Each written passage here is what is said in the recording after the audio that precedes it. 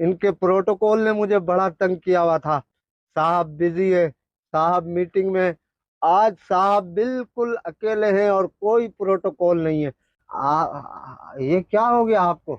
آپ تو جج تھے، آپ کا دبدبا تھا، جیسے چاہتے تھے قلم چلا دیتے تھے.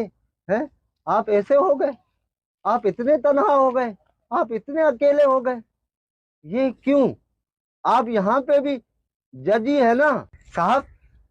صاحب یاد ہے میں وہی ہوں جس کی بائک چوری ہو گئی تھی.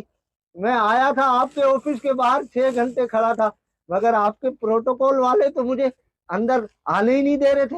وہ کہہ رہے تھے صاحب بزی ہے. تو آپ یہاں پہ بھی ڈی ایس پی ہے کیا؟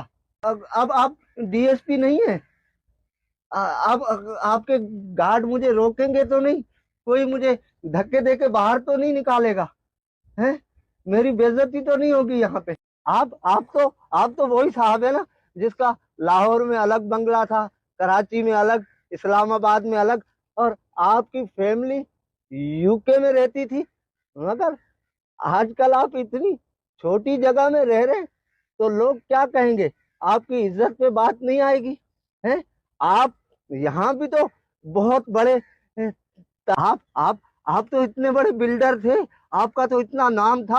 آپ تو ساری چیزیں بنا بنا کے لوگوں کو بیچتے تھے اور اس کے بعد اس کی ڈبل فائل نکل آتی تھی. تو کیا یہاں پہ بھی کوئی ڈبل فائل ہے؟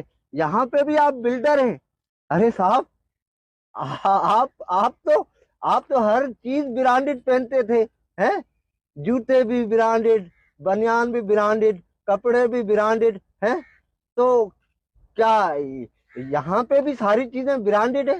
اچھا یہ بتائیں، یہ جو آپ نے یہاں لگوائے ہوئے ہیں یہ کچھ پودے، کیا یہ بھی برانڈڈ ہے؟ ارے یہاں تو مجھے نہ ڈی ایس پی مل رہا ہے، نہ مجھے جج مل رہا ہے، نہ مجھے برانڈڈ والے مل رہے ہیں، نہ مجھے بلڈر مل رہے.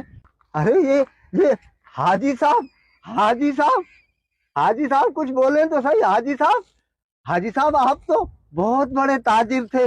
آپ چیزیں اسٹاک کر کے رکھتے تھے اور اس کے بعد اس کو ڈبل ریٹوں پہ بیچتے تھے.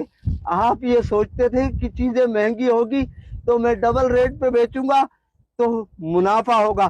تو یہاں بھی آپ ساری چیزیں کیا ڈبل ریٹوں پہ بیچ رہے ہیں؟ اور کیا یہاں بھی آپ حاجی صاحب ہیں کیا؟ جو آج صاحب مسند ہیں وہ کل نہیں ہوں گے. کرایہ دار ہیں، ذاتی مکان تھوڑی ہے.